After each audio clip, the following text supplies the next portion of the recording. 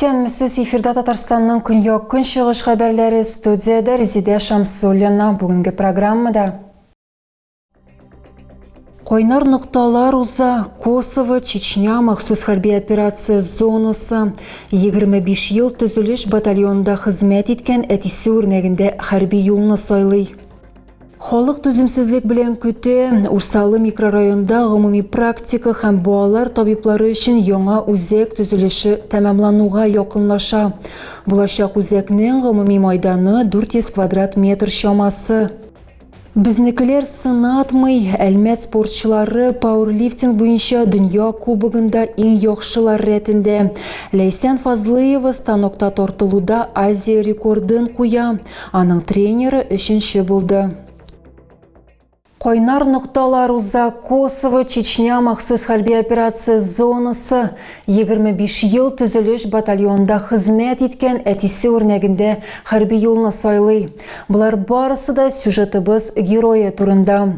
Соғыш харакатлары ветераннары күнінде ул әйләніп қойтмаған соғышчылар истәлігіне шешеклер салды. Люди открывают машину, смотрят, конечно, балдеют от того, что к ним вообще что-то пришло. Рүстем Зарипов харбилерге соғыш харакатлары зонасында ярдәм итүнең никадәр мөһим булуын искә төшерә.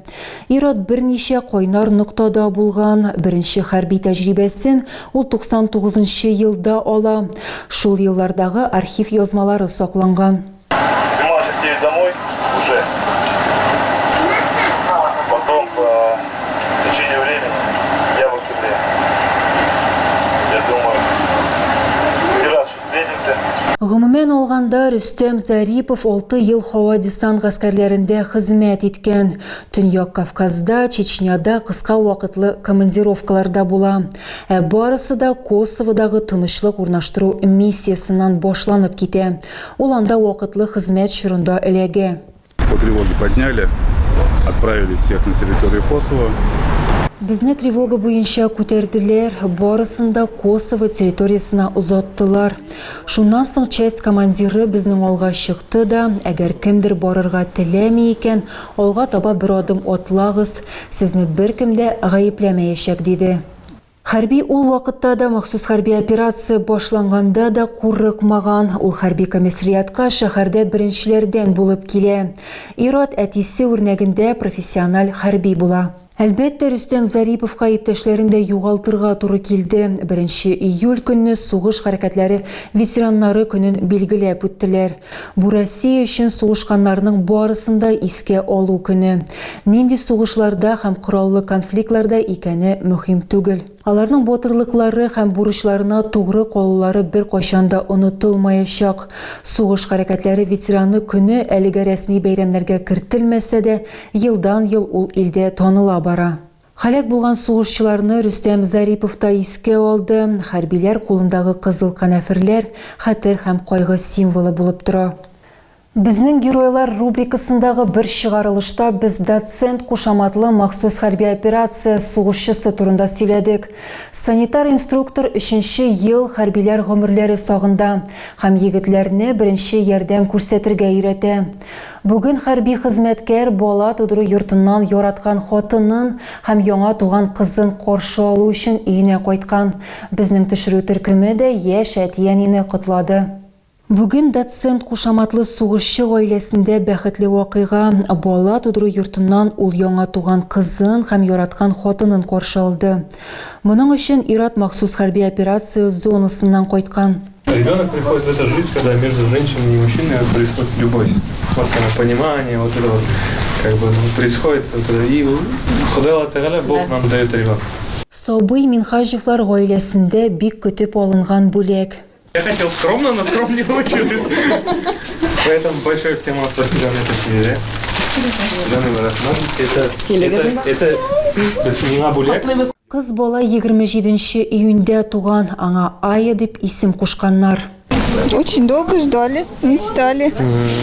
Бик озак хыялландык, нәкъ менә кыз булсын дип теләдек. Әтисен көттек, көтәбез.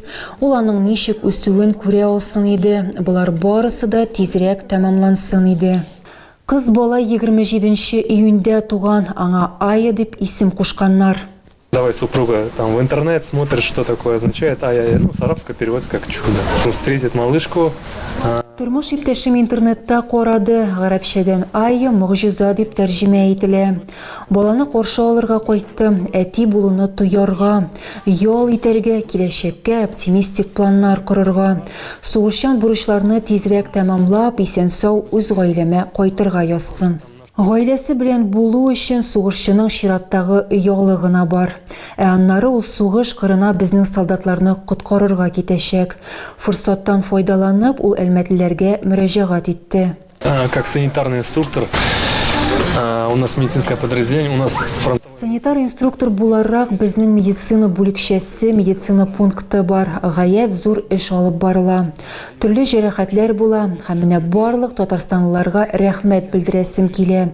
Барлык Россия халкына гуманитар ярдәм күрсәткәннәре өчен зур рәхмәт, илемә рәхмәт. Вакыты белән авыр булыр, әмма җиңү безнең кулда булачак.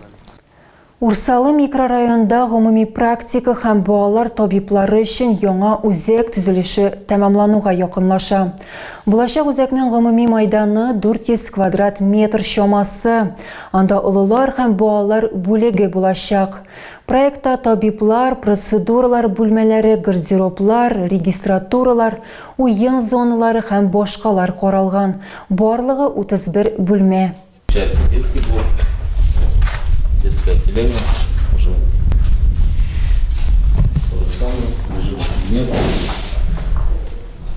Хәзер диварлар төзелеше һәм түбә ябу тәмамланды, эчке бизәү этабы бара. Проектны гамәлгә ашыруга 71 миллион сумнан артык акча тотылган. Шуның 15 миллионга якыны республика бюджетыннан бирелгән.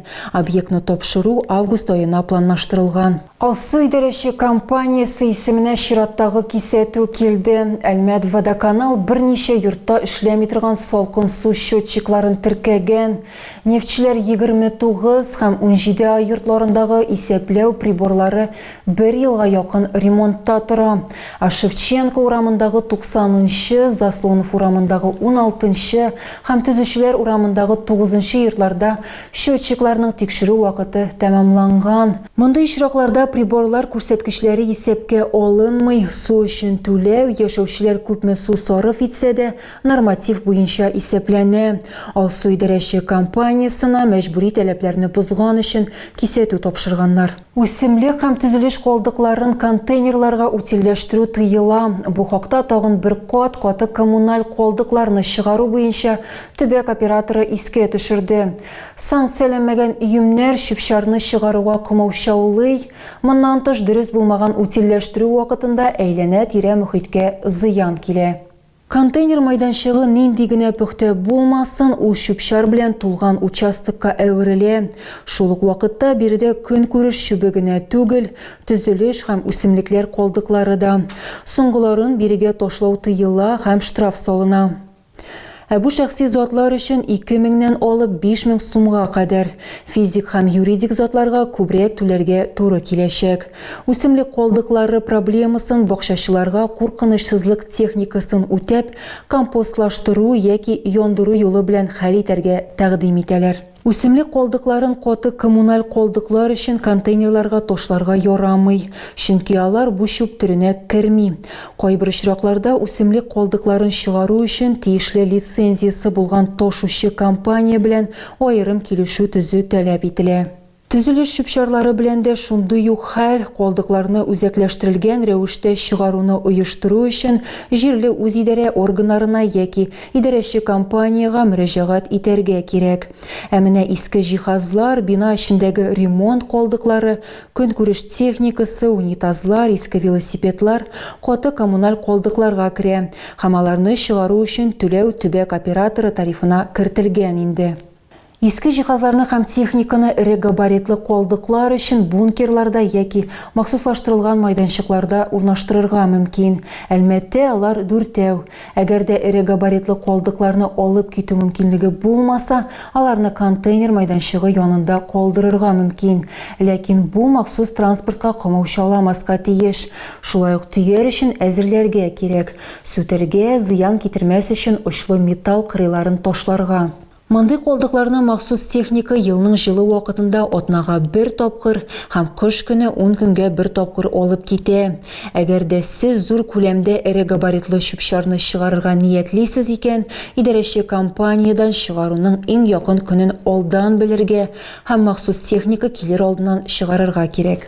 Хәзер спорт яңалыклары. Әлмәт спортчылары пауэрлифтинг буенча дөнья кубогында иң яхшылар рәтендә. Ләйсән Фазлыева станокта тартылуда Азия рекордын куя. Аның тренеры Сергей Моисеев барлыгы 725 килограмм җыеп 3нче булды. Сергей Моисеев һәм Ләйсән Фазлыева өчен спорт залы инде 2нче өйгә әйләнде. Ират үзенең спорт карьерасын 20 ел элек башлаган. Уңышка юл җиңелләрдән булмый һәм берничә җиңүдән соң ул эшчәнлек өлкәсен кискен үзгәртергә мәҗбүр була. Пришлось уйти до 2016 года. Но думал, что не вернусь. 2016 елга кадәр китәргә туры килде. Кайтмам дип уйладым. Мин хәтта шофер булып та эшләдем. Бу һөнәр миңа рәхәтлек китермәде. Мин үземне анда өйдәге кебек хис итмәдем. Спортка кире кайтканнан соң Ират балаларны өйрәтә башлый. Аның карамагындагыларның берсе дөнья рекорды куйган һәм ул да яшь спортчыдан калышмаска карар кыла. Сергей Моисеев бер-бер артлы җиңүләргә ирешә. 2018 елдан башлап спортчы даими рәвештә пауэрлифтинг буенча ярышларда призлы урыннар яулый. Ләйсән Фазлыева нәкъ менә аңа үз балаларын ышанып тапшыра. Алар артыннан үзе дә спортка килә. Для меня пауэрлифтинг это не про...